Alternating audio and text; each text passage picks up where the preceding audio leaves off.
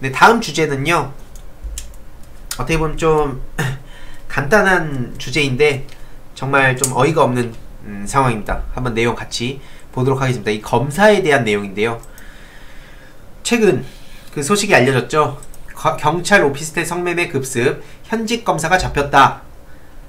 예, 한겨레 기사입니다. 부부장급 현직 검사 성매매 혐의로 현장에서 체포. 이 현직 검사가 성매매를 한 혐의로 경찰에 체포가 됐습니다.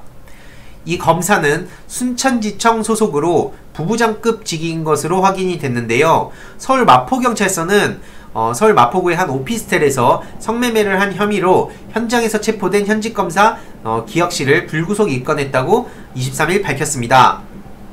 이 MBC의 보도와 한겨레의 취재 결과를 종합해보면 전날 저녁 7시에 경찰은 채팅 앱을 이용해서 성매수 남성을 구한다는 글을 추적해서 성매매가 이뤄지는 오피스텔을 급습했다가 한 남성이 술에 취한 상태로 성매매 여성과 있는 현장을 적발했다고 하네요. 경찰은 이 남성과 성매매 여성을 현행범으로 체포한 후 경찰서로 데려가 조사를 벌였다고 하는데요.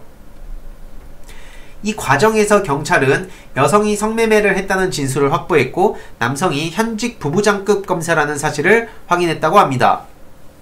그 검사를 불구속 입건한 후 집으로 돌려보낸 경찰은 다시 출석해 조사를 받으라고 요구했지만 그 검사는 출석의 요구에 응하지 않은 것으로 알려졌죠.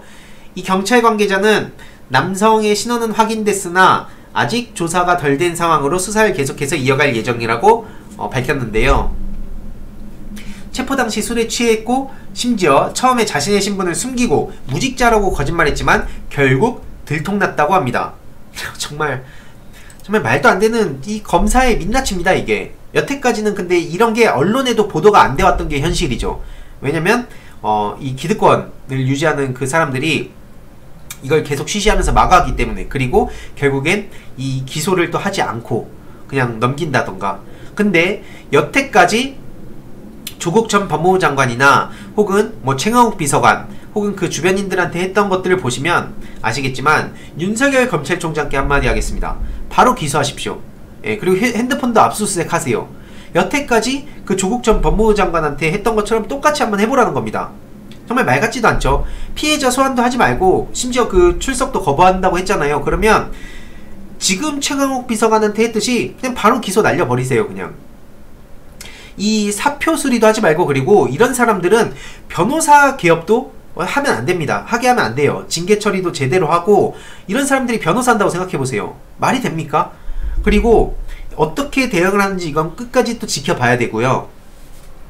진짜 정경심 교수라든지 조국 전 법무부 장관이라든지 최강욱 비서관이라든지 이 뭔가 검찰개혁을 강하게 주장하는 분들 혹은 그 주변인들한테 했던 걸 보세요. 정말 터무니없는 막 표창장 갖다가 갑자기 기소한다 그러고, 심지어 그렇게 본건 수사로 그렇게 난리 쳐놓고 뭐 사모펀드 운동학원 막 이런 거 입시비리라고 하면서 엄청나게 그렇게 난리 쳐놓고 정작 그 별건 수사로 터무니없는 걸로 기소하고, 이런 거 보면 검찰이 얼마나 썩어 빠졌는지 쉽게 알 수 있거든요. 그러니까 이번에 어떻게 그 대응을 하는지 한번 보고 싶고요. 또 언론에 한마디만 하겠습니다. 언론은 당장 기사 도배하세요. 뭐 하고 있습니까? 그리고 이거에 대해서 형량을 기대해 주셨습니까? 진짜.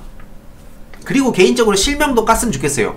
조국 전 법무부 장관의 딸은 뭘 잘못했다고 그렇게 실명 대서특필해가지고 막 진짜 언론에 도배를 해놓고, 이런 정작 진짜 그 범죄를 대놓고 범죄를 저질러서 심지어 그 자리에서 현장 적발을 한 사람에 대해선 왜 공개를 하지 않습니까?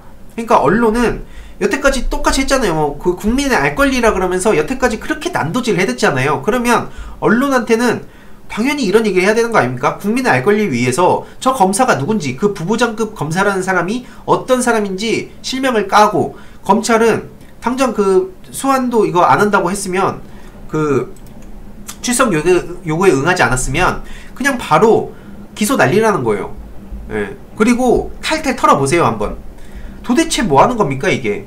그래서 진짜 이런 걸 보면 어떻게 됐는지 앞으로 저는 끝까지 또 이거를 계속 근황을 또 찾아가지고 여러분들께 공유를 드릴 예정이고요. 특히 총선이 끝나면 저도 좀 거리로 많이 나갈 예정입니다. 예를 들어서 이 안진걸 그 소장님께서도 특히나 그 되게 많이 노력을 하시는데, 실제로 고발 엄청나게 많이 하고 계시죠. 근데 이건 좀 비하인드 스토리인데 엄청나게 그 고발에 대한 요청이 계속 들어온대요.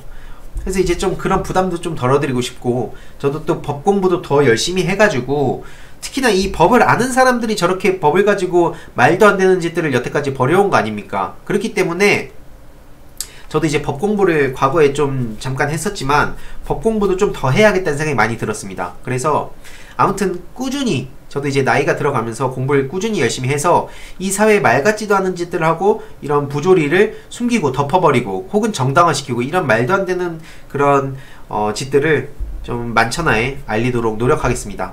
예, 정말 열심히 공부하고 노력을 해야겠죠.